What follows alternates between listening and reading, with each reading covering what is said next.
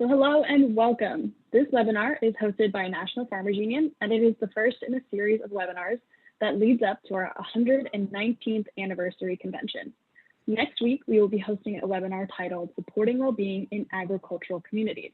I will chat more about that at the end of the presentation. The purpose of this webinar and the other co-op sessions we host throughout the year is to share more information about NFU's cooperative legacy, encourage involvement in co-ops, and to answer your questions about co-ops. Throughout the session, we encourage you to share ideas for future co-op webinar topics in the chat function. Next slide, please, Erbin.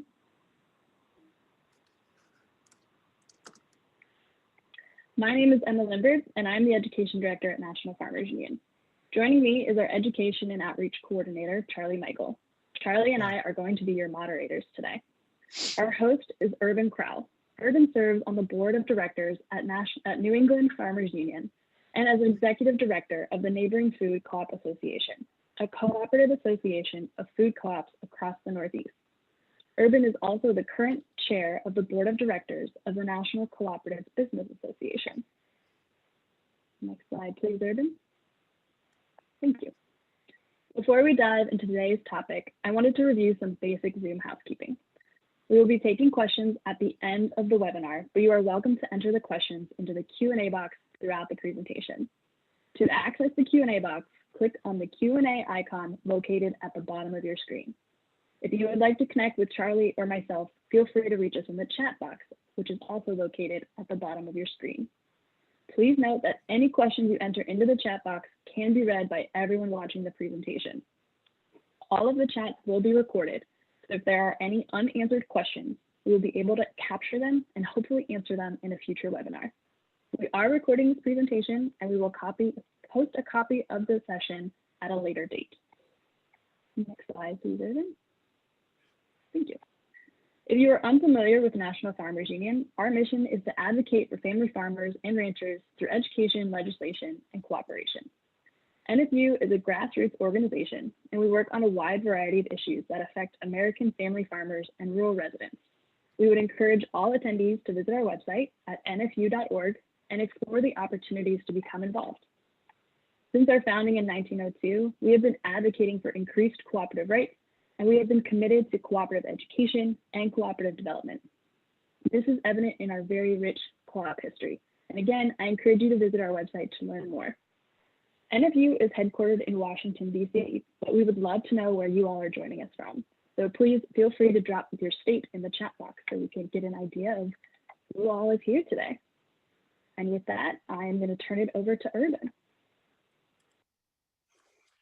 Great, thanks so much, Emma, and thanks, Charlie. First, I want to thank the Farmers Union for this opportunity. It's really great to be working on this webinar series, and to be part of the convention is a real honor for me. So really appreciate that. And I want to thank all of our attendees for joining us. I feel like it's been a long year. We got a lot going on around us. So I want to appreciate you all being here to be part of our looking forward. And my hope is that this series will add some value in terms of our work together to build a better world out of all the issues that we've been facing recently. So along those lines, the goal of this presentation today is around growing cooperative enterprise. I want to put co-ops in the context of rebuilding from the pandemic and the recession, and rebuilding in a way that's more equitable and resilient. I want to talk a little bit about how co-ops can help us sustain local jobs, local businesses, how they're relevant across the economy, and then present some of the basics of starting a co-op. I'll share that I'm a little daunted by that. That's a lot to do in one webinar, especially since co-op development can vary so much across communities, type of co-op, even state law. So my goal is going to be trying to go through my slides fairly quickly and give a high-level view around starting a co-op, and then invite people's input on where we might go next with this series. Like if there's a place that we'd like to focus, if there's a type of co-op people are really interested in looking at forming.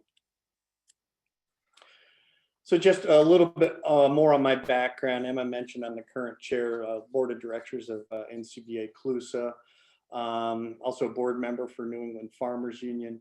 I spent 10 years with Equal Exchange, a worker co-op and fair trade organization, working with farmer co-ops. Did co-op development with the Valley Alliance of Worker Co-ops, Cooperative Fund of New England, and the Cooperative Development Institute, and received my Master of Management Cooperatives and Credit Unions from St. Mary's University, which led to some work as an adjunct lecturer with the University of Connecticut and UMass Amherst. And over the course of those years have been involved in a number of startups, as well as providing technical support to existing cooperatives. So for our time today, what I'd like to do is say a little bit just to introduce the series, talk about the context for my talk, why co-ops are relevant now, a little bit about the different ways of thinking about types of co-ops, and then some guidance on starting a co-op for people who are interested in looking at that. And then some high-level resources before we hopefully have a few minutes for questions and ideas for the future. So just a little bit about the series. Again, Emma spoke to this, but I just want to reinforce my appreciation for the Farmers Union's work on cooperatives and this opportunity to be part of that. You know, our goal is not just to reinforce awareness of co-ops in rural communities, but across the economy, communicate their relevance to the challenges that we face today, as well as opportunities to rebuild better. And the importance of our members, of the Farmers Union members, of all stakeholders in the cooperative movement being involved in ongoing policy engagement, education, and active participation in their cooperatives. So I was going to ask Emma to just launch a quick poll for us here, so we can get a sense of what kind of co-op people are interested in forming. And if you could just answer that question, we'll see what you're thinking.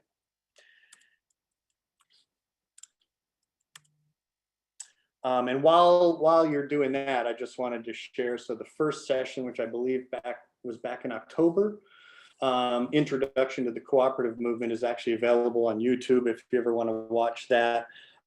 There are a lot of topics in there I'll be sort of skimming over today, but invite you to take a look at that webinar and provide any feedback. Let us know what we might want to cover in the future. How are we doing on our poll?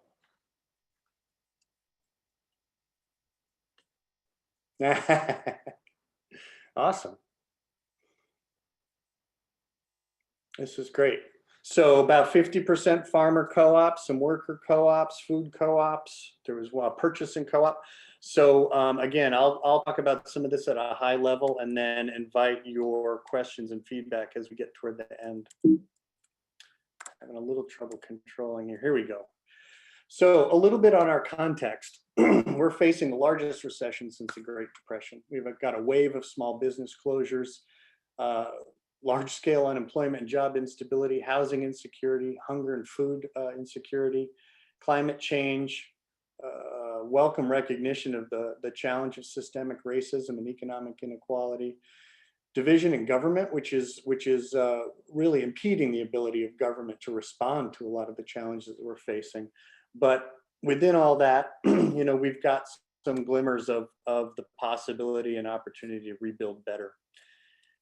And one of the questions people are asking is you know, what are our options for rebuilding? What are the economic alternatives we have? Wouldn't it be great if we had a business model that was based in self-help and participation, was rooted in our communities, accountable to the people it served, put common good before private gain, was more sustainable, more equitable, democratic, and inclusive, more accessible, flexible, and innovative?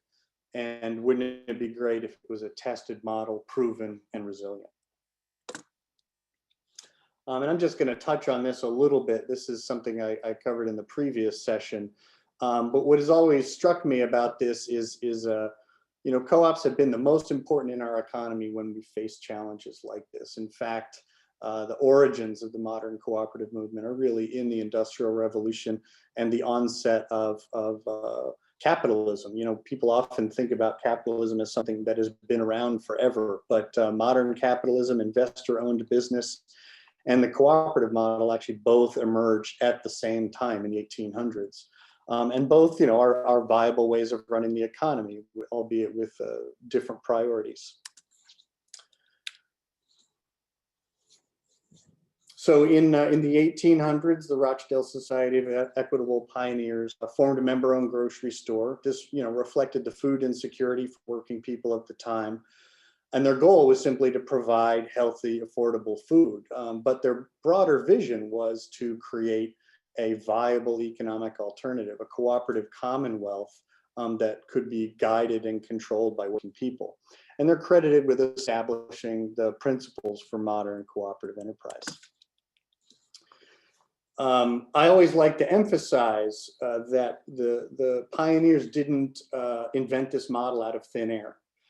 In fact, in many ways, it resembles diverse traditions of mutual aid, whether you're talking about indigenous patterns of resource sharing and land ownership, mutual aid, informal lending circles, a lot of the agricultural activities we might be familiar with, like collective land clearing, harvest activities.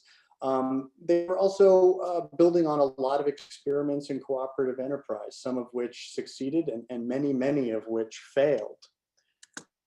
But their real success was creating a legal model for an economic alternative. And that model very early on became the focus of groups like the International Cooperative Alliance, who formed in 1895 to make it available and adapt it to local needs around the world as more and more communities started facing globalization and the expansion of capitalism. And certainly the Farmers Union, founded in 1902 as the Educational Cooperative Union of America, was one of these groups that was focused on the dissemination of the Rochdale principles, which are still included in NFU's policy. Today, the International Cooperative Alliance is sort of the steward of the cooperative identity, the principles, the values. I think it's a beautiful statement. Sometimes I try to find a way to communicate it in a way that might be more accessible to people, particularly to business people, thinking about how this model compares to other ways of doing business. So my sort of summary is a cooperative is a business that's jointly owned and democratically controlled by its members. Those are the people who actively use it to meet their needs and goals. And then any income left over at the end of the year, what's called surplus in a co-op or profit in a conventional business, is then reinvested in the enterprise or distributed among members, not in proportion to their investment, but in proportion to how much they use the cooperative. So it's a very, very different approach to structuring an enterprise that has, I think, very important implications both for operating co-op and how you go about starting a co-op.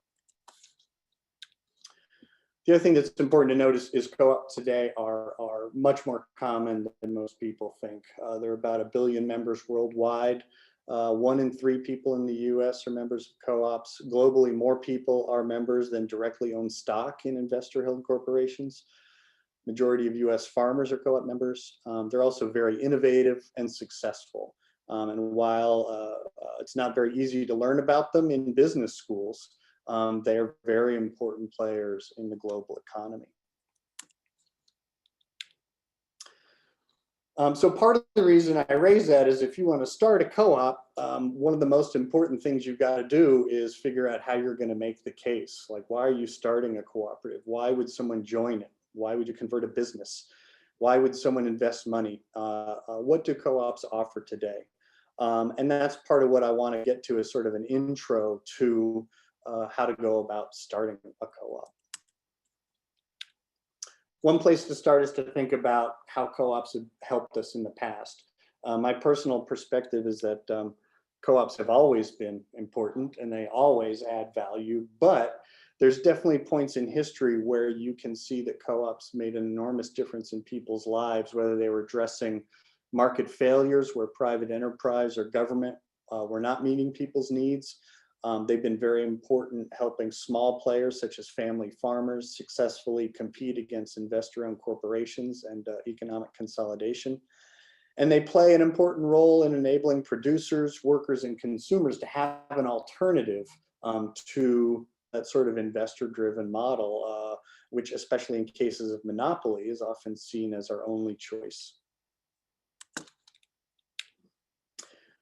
The impact of that legacy in the United States is very visible.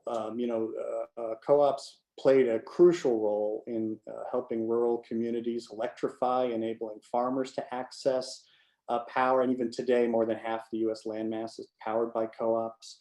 As I mentioned, more than half of America's family farmers are members of a co-op. The farm credit system enabled family farmers to access credit when private lenders wouldn't lend the money.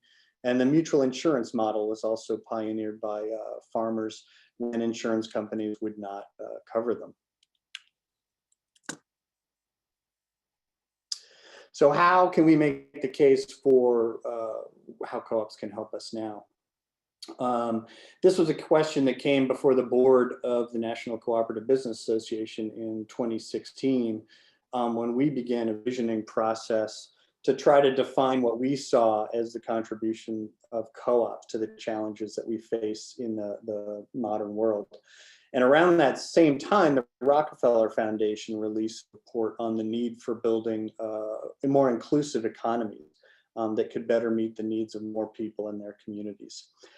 And we saw their description of this inclusive economy that enabled more people to participate and have more say over their futures, more opportunities for equity and upward mobility for more people, an economy that was growing and meeting the needs of more people, economic stability that would provide people with more confidence in their future, and a sustainable economy in which community wealth was sustained over generations.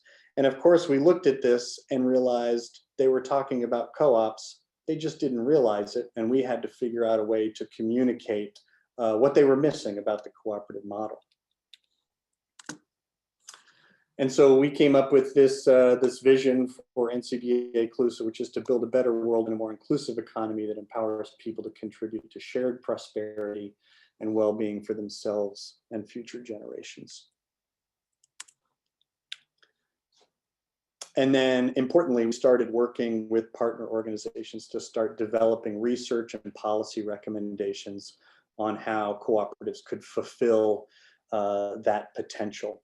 And this is a report from the Erbin Institute. You can download it at NCBA Inclusive's website on the important role co-ops can play in access to economic independence, business sustainability, community involvement and commitment, democratic governance, expanding equity, diversity, and inclusion, promoting financial security for workers, and a growing economy that can meet the needs of more people.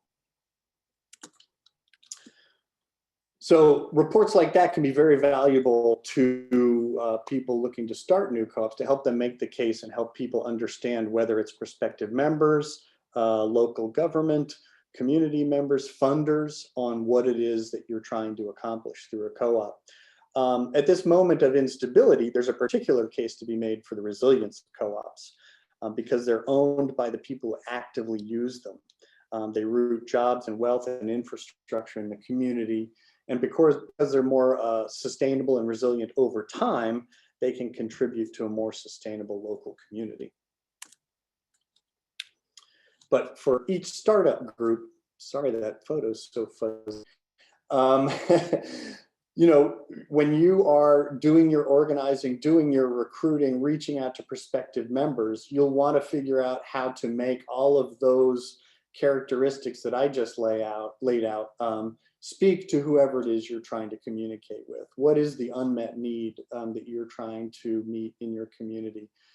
Is it about the local economy that really gets local people or prospective members excited? Are they interested in developing economic democracy, or is it about a more equal and equitable way of doing business? Is it around climate change and sustainability? Is it community resilience? Each of these, you know, will speak to a different audience. And for startup organizers, you want to think about what is your key argument? What is it you're trying to basically sell in your community? So now I just want to talk a little bit about how to think about different ways of structuring a co-op. The other very fortunate or positive thing about the cooperative model is how flexible it is. And one of the things we're seeing, as I mentioned a little earlier, historically, rural communities have been real innovators in cooperative enterprise, and that continues to be the case as needs change.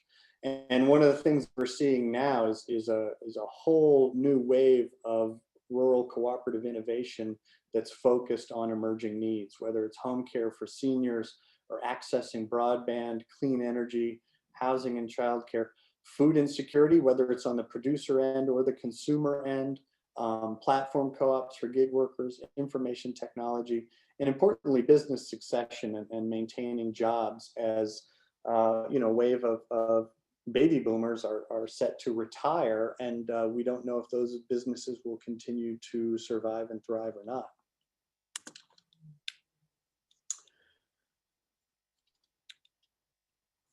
So this flexibility is an advantage, and when you're organizing a co-op, I think it'll be important to think about what is that core activity, what's the gap that you're trying to fill in your community or among a set group of members.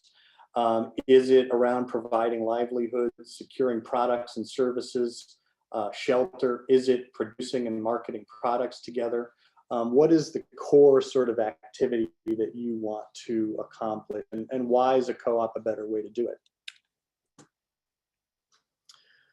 You can also think about co-ops in sort of conventional industry terms, whether agriculture co-ops, fishing co-ops, food co-ops, all down this list. And part of the reason I raise this is just to think about how flexible the model is, the different parts of the economy co-op can play a role in, and then also thinking about who are your peers as a startup.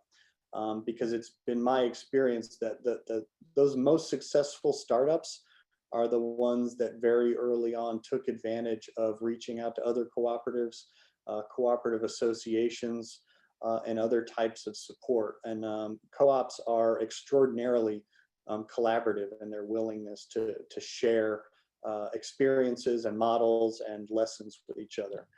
So I can't recommend that highly enough. You can also think about the business model in terms of stakeholder. And often when people talk about agricultural co-ops, they think immediately about the farmer or producer co-op model. But you could also form an agricultural co-op as a worker co-op, right? Basically owning and operating a farm together instead of it being individual farms in a cooperative. You could also organize a consumer co-op that's basically sourcing produce. But obviously it can also be a farmer cooperative. So there's multiple ways to meet needs based on the stakeholder group that you're thinking about. To make things interesting, you can also form a co-op of co-ops and achieve scale and efficiencies in that way. And you can also form a multi-stakeholder co-op with different types of member. And actually in our association, we've helped incorporate a number of food co-ops that are both worker and consumer. I'm also aware of some that are worker, consumer, and producer. The only thing to be aware of there is it can make things more complicated, but if you treat those different member types or classes as a strength, it can actually very much support the success of the business over time. Also want to emphasize it's a very flexible business model in terms of scale. And there's two critiques you often hear about co-ops, and particularly agricultural co-ops. One is they're all too large, and the other is they're all too small. And the point there is that co-ops can be scaled to the needs of their members. Some co-ops actively choose to stay small and local as the best way to meet the needs of their members. And some focus on scale and bringing in as many members as they can to be able to compete on a much different level with much larger players. Neither of those approaches is wrong or right. It's just the which approach is the most appropriate for the members and their goals.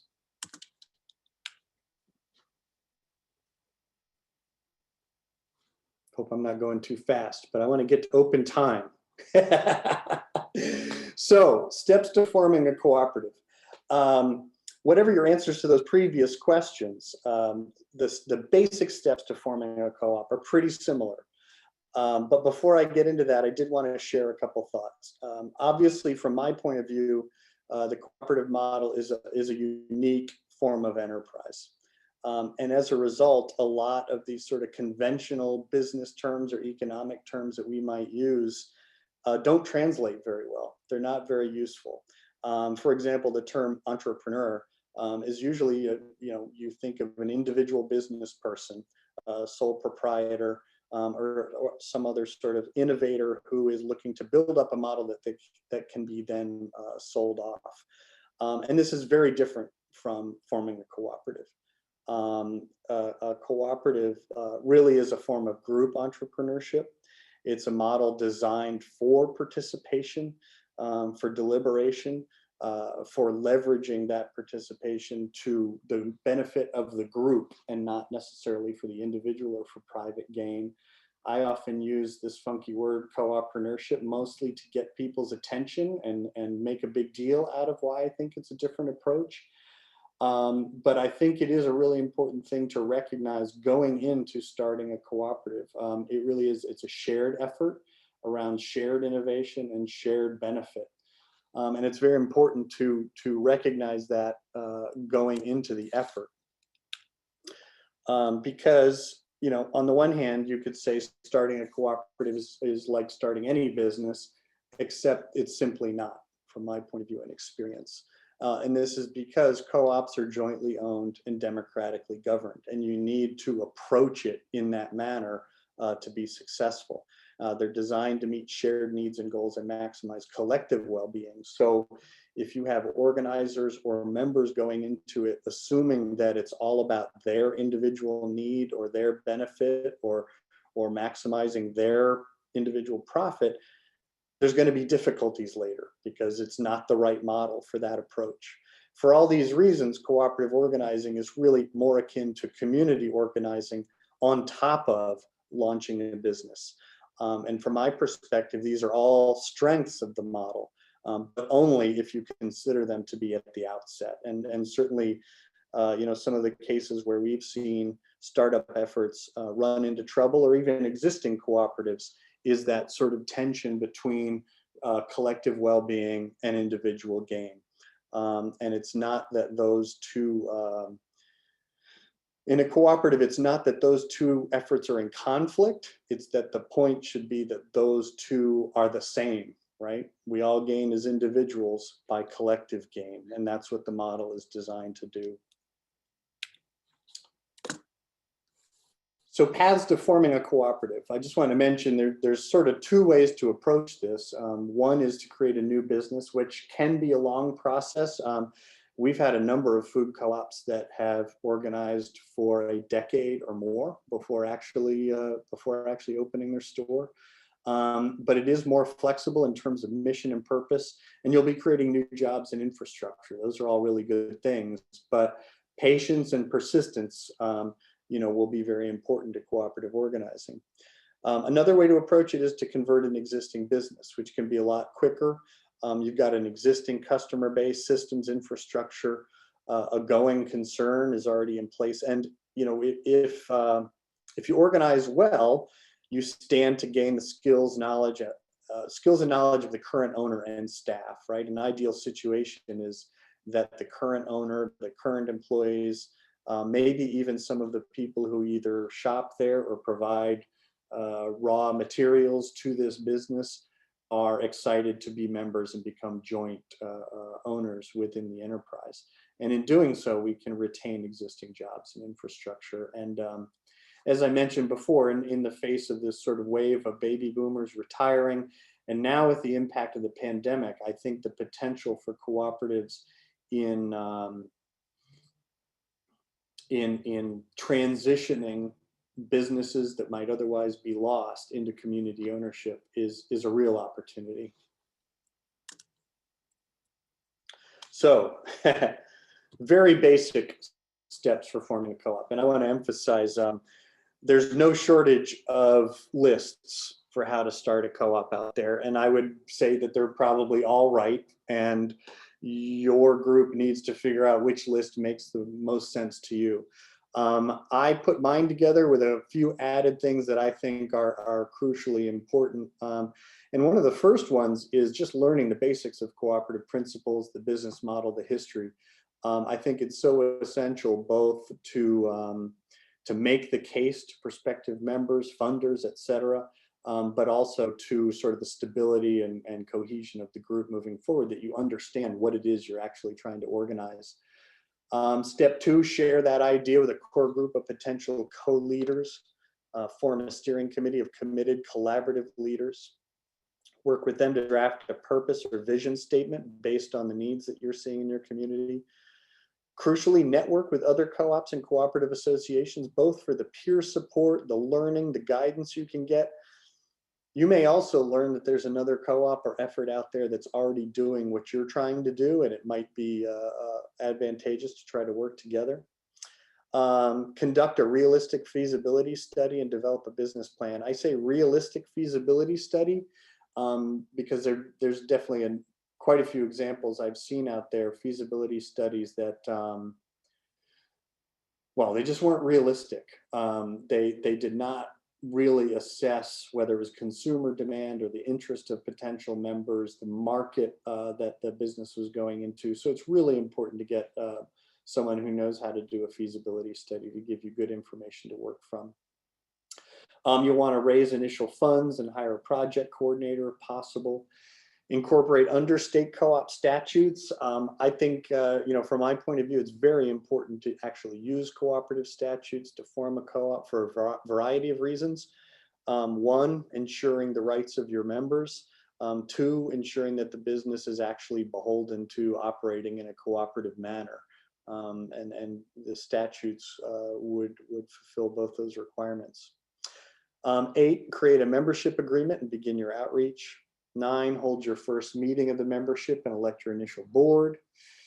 10, hire appropriate management and acquire facilities. And appropriate, make sure you're hiring a manager who knows what they're getting into. They understand what it is to be a member-owned cooperative and be overseen by a board of directors, right? This is, again, it's not a sole proprietorship.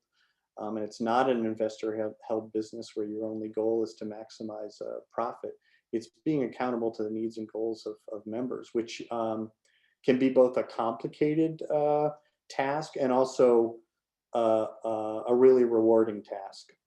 I've worked in co-ops most of my career, and that piece of the work is probably one of the most challenging as well as most rewarding. 11, open for business. 12, just want to emphasize, once you've got a viable business, join local, regional, and national co-op associations. If your co-op is eligible, join the Farmers Union, be part of the infrastructure that supports cooperative growth and development. And then finally, make sure you're providing ongoing cooperative education and training for your members, directors, and staff. So that's just a snapshot. I know that was a lot, but we'll get to that in maybe questions and feedback. So some keys to success and some of the places we've seen, stumbles. Make sure you've got clear roles and decision making within your effort from the beginning. Make sure you're networking with other co-ops and associations, that you're seeking out appropriate technical support, whether that's lawyers, accountants, development professionals. Make sure they can give you references on other cooperatives that they've worked with. And finally, that ongoing education and training in the cooperative principles, board leadership and member engagement, oversight, project and strategic planning, and communication facilitation and conflict resolution. So 6, wow, I did go through that fast. We got a lot of good time here. So resources, this was hard for me to put together, not knowing who was necessarily in the room and what you were most interested in. So I tried to put together some general resources that would lead you to more resources. And the first of those is the National Cooperative Business Association, where you not only can get acquainted with the basics of the cooperative model, but sign up for news, reports, other things that will help you be acquainted with what's going on in the cooperative movement, issues before cooperatives. It'll also give you access to this wider network of peer supporters, linked to associations, There's a list of development centers there. So depending on what state or part of the country you're in, there may be a development center or association there that can help you in your efforts, whether it's raising funds, providing technical assistance, etc. NCBA also has a directory of the state statutes, so you can go to the website, download it, and find out what the co-op statutes in your state look like. For rural co-ops, and particularly agriculture, we're fortunate to still have a pretty robust cooperative development service in USDA. And there's a lot of resources there. It used to be really focused on production, on ag and fisheries, but increasingly there's resources there. For example, worker co-ops, business conversions. There's startup templates. I think there's a feasibility study template, Co-ops 101, as well as like a whole listing of grants and other funding sources, particularly for that pre-development funding you might be looking for. Obviously, state farmers union chapters, some of which even have their own development centers. I know Rocky Mountain does, and I'm sure, tell me all the other ones that have like dedicated development services. But whether they have a development center or not, get involved in that local chapter, because they will have connections with other co-ops and other co-op members and other access to other resources that can help you. And then finally, the local, regional, and national associations. And this could, depending on where you are, probably internet searches are the easiest way to do this, just searching for co-op associations in your area. But they're sector-based ones like the National Council of Farmer Co-ops. They're national federations like the U.S. Federation of Worker Co-ops, as well as local groups like the Valley Alliance of Worker Co-ops in our region. Similarly, there's a national food co-op association, as well as our own regional association. And another sort of untapped resource is a lot of the cross-sector associations. And whether or not whether or not they represent co-ops that are not of the kind that you're trying to organize, they may have business advice for you. And importantly, they may also have members, audiences, marketing that can help you grow your co-op and reach more people. One example I often think of for us as food co-ops is the number of credit unions we have in our region with thousands of members. We have 150,000 individual members, and we work with those credit unions to try to encourage those individual members to join other co-ops. So there's a lot of opportunity to work with those cross-sector federations in growing your cooperative. So that's where I want to wrap up.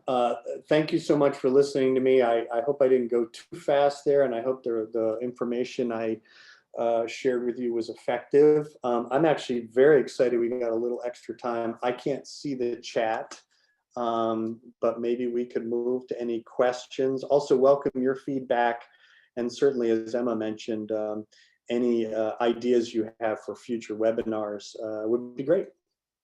Emma? Thank you, Erbin. This is really exciting, and honestly, you blew my mind with the whole co-ops, a co-op of co-op. You know, that's such a funny idea to think about. But while we let a few more questions trickle in, I was wondering if you would go to the next slide, please. Let's see. Let me make sure it's the right next slide. There we go. It is awesome. Well, as I mentioned earlier, this webinar is a part of our series leading up to our 119th anniversary convention. Next week on February 4th at 2 p.m. Eastern, we will be hosting another webinar titled Supporting Well-Being in Agricultural Communities. And I've also listed our February 11th webinars there. So from here until our policy consideration on March 1st, we're going to be hosting a ton of great webinars. And if you've registered for this webinar, you're automatically registered for all the additional webinars. So you don't have to worry about signing up again. You'll continue to get information from Zoom so that you can keep connecting with us on these webinars. And if you want to learn more about the future topics, I recommend you go to nfu.org/convention. So that is my plug. And I know Charlie, I think, has the first question. Yeah, thanks, Emma. So first question we have in the Q&A, and I'm actually going to add a little addendum to this because another related question came up in the chat from the same individual Erbin, could you discuss the difference between a cooperative and a B Corp? And then what might it look like to convert a nonprofit to a co-op? Um, great. So let me start with the second question, because we've actually seen a number of examples. Particularly, you might think about a food hub organized as a nonprofit. One of the challenges there is often the nonprofit is dependent on ongoing grant revenue. It's not necessarily a viable business in and of itself. And so the food hub might begin thinking about what are some other structures that can make it sustainable over time. And we've seen a number of food hubs that have basically converted their customers and or suppliers into the member owners of an enterprise, reincorporated under a cooperative statute, and then continued operation. One of the advantages there is that whoever those core stakeholders are now have a vested interest in the continuance of the enterprise, right? Like if I'm a farmer who's dependent on a food hub to move my produce, and it's a nonprofit, I don't have any money to lose there. I don't get anything back if it makes money. Like it's great, but you know, my relationship might be arm's length. Whereas if I'm a member, if I can elect the board, if I've contributed capital, if I know that in the case that the business does really well, I'm going to get some of that money back. It just totally changes the relationship with that key stakeholder. The taxation is a little bit different, but for co-ops, there is an advantage because technically cooperatives, like nonprofits, are designed to operate at cost. So you're not taxed in the same way on surplus as a conventional business would, because it's not going to investors. It's technically the resource of the members. So it can be reinvested in the business, or it can be returned to the member, in which case the member pays the taxes on it. So it can be a very effective way to restructure a nonprofit in a way that can be in keeping with the values and goals, the original values and goals, but also can be more viable moving forward and more accountable to the people it's there to serve. It sort of shifts from a charity structure to a self-help structure. Now the B Corp versus co-op it's kind of a confusing one, because in a lot of ways, B Corps are, they're kind of like a seal, almost like organic, right? Like this business promises to perform according to these, you know, ethical values and goals and be more responsible to its key stakeholders. You can have a cooperative that gets certified as a B Corp, but you can also have investor-held businesses that can qualify as a B Corp. I think the challenge for co-ops is how confusing that distinction is. And what I think is important to recognize is, you know, co-ops are very unique in their structure as being member-owned, democratically, you know, member governed, and returning benefit to those members based on use. And all of those characteristics, I think, are really important to creating an economic alternative. It's not that the goals of B Corps aren't, you know, admirable, but they tend to be applied to investor-held enterprises or sole proprietorships that do not have that same democratic self-help structure built into them. Very good. Thanks, Erbin. Another person was wondering, going back to the steps you laid out, steps 7 and 8, they were wondering if you could provide any examples of those. 7 and 8. Yeah. Incorporate and create. Mm-hmm. Absolutely. Actually, so I'll have my email here at the end of the slides, and I'm happy to send any documents out. One thing that might be useful to know, a lot of co-ops will generally share their articles and bylaws with you. A lot of those things are public documents. Those are great things to look at. Secretary of State's offices, if you go to their corporate search page, you should be able to download both the articles of incorporation as well as annual reports of cooperatives and actually see how other co-ops sort of organize their articles of incorporation and bylaws. And also a lot of the organizations I gave as resources should have templates that you should be able to take a look at. My only caution there is just making sure you are getting those templates from an organization that really understands and is committed to the cooperative identity. I've seen a lot of bylaws out there that actually don't match co-op incorporation. And then make sure you're not simply copying those documents from someone else. You're understanding those documents. Ideally, you are consulting with some kind of knowledgeable cooperative legal advisor that can not write everything for you, but at least review those documents for you and make sure they all look good. And then make sure you're looking at a co-op of the same or similar sort of sector and purpose, or adapting it to those goals for yourself. But again, happy to do a little research on exactly what type of co-op they're looking for and get them some documents. Yeah, someone else was wondering if there were any good templates for strategic planning geared towards co-ops.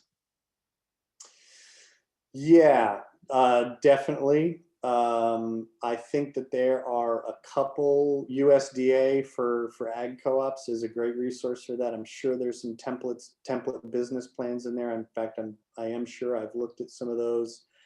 That's a great place to start actually for any sector, because that sort of business plan format is pretty consistent, whatever kind of business you are looking at opening.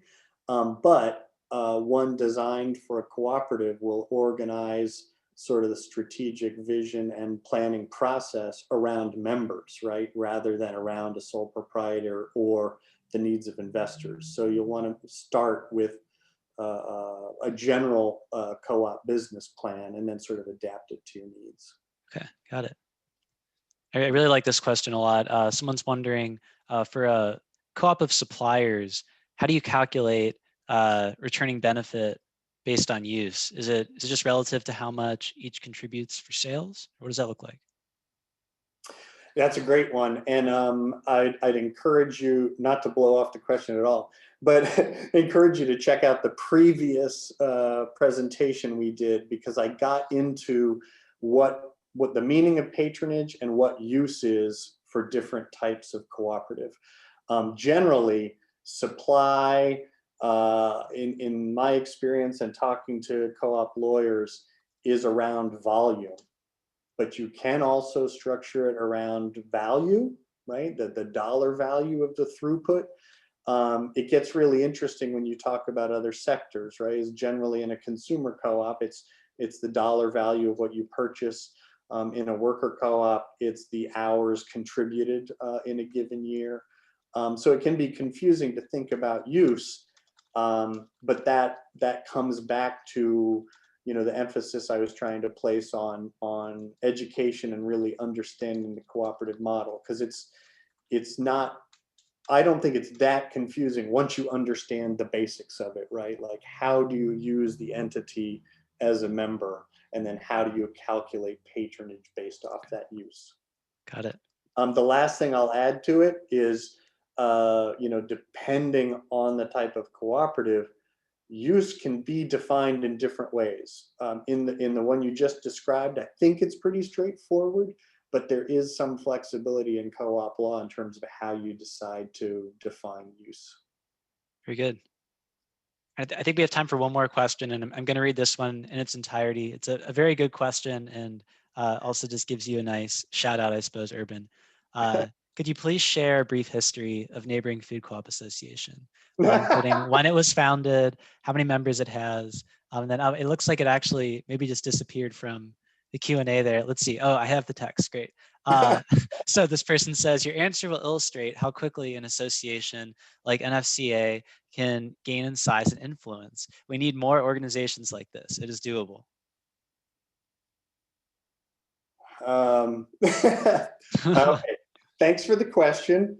And I will only answer the question in that I do think it's valuable, like whatever sort of structure you think about, whatever sort of purpose, I think it does illustrate some of the principles that we're talking about and how it can be done.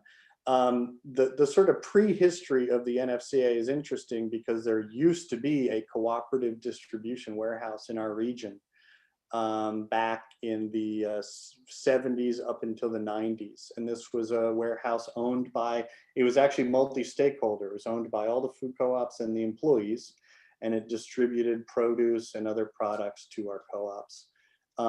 Due to consolidation in the distribution system, that co-op didn't go under. It was sold off. Like it was determined that the best way out was to actually sell it off.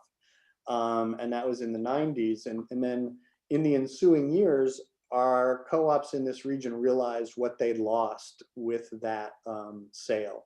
And it wasn't just about access to products. It was about the ability to collaborate, the ability to innovate together, the ability to support new cooperatives.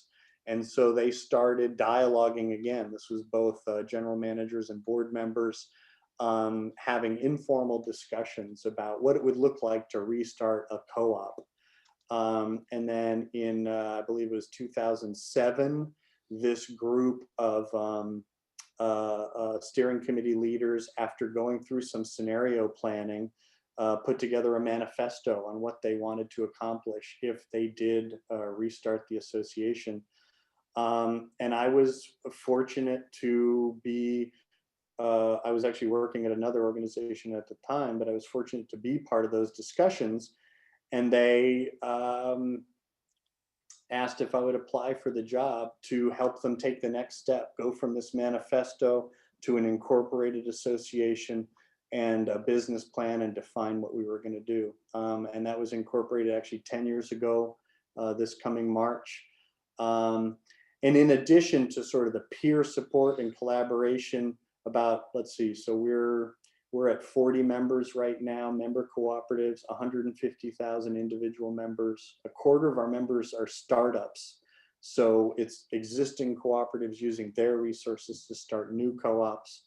And then we have as a priority, cross-sector collaboration. So we're not only working for the advantage of our individual members, but finding ways to collaborate in building a more healthy, just, and sustainable food system, whether those partners are groups like the Farmers Union, who share both our commitment to family farming and local agriculture, but also cooperatives, or other associations like the Valley Alliance of Worker Co-ops or the National Cooperative Business Association. I guess the only other thing I would add there is back to, you know, these basic steps, that sort of steering committee of initial leaders.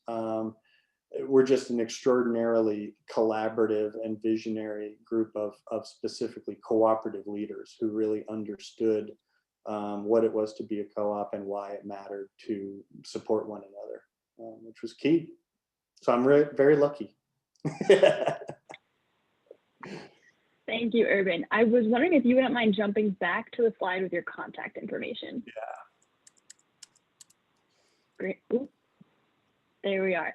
So again, thank you everyone for coming, and thank you, Erbin, for taking the time to go over this content with us. We're so excited and continuing the co-op webinar series with you throughout the year. And we're also excited to see everyone at those convention webinars. Again, you'll be getting emails from Zoom about those, and we can't wait to see you there. If you have any questions, feel free to reach out to myself, Charlie, Erbin. You can see it. We've got Erbin's website here, nfu.org, if you're looking for additional resources. Always got some great content on our social media platforms if you want to find us there. But thank you again for your time today, Erbin, and we look forward to seeing everyone around. Thank you all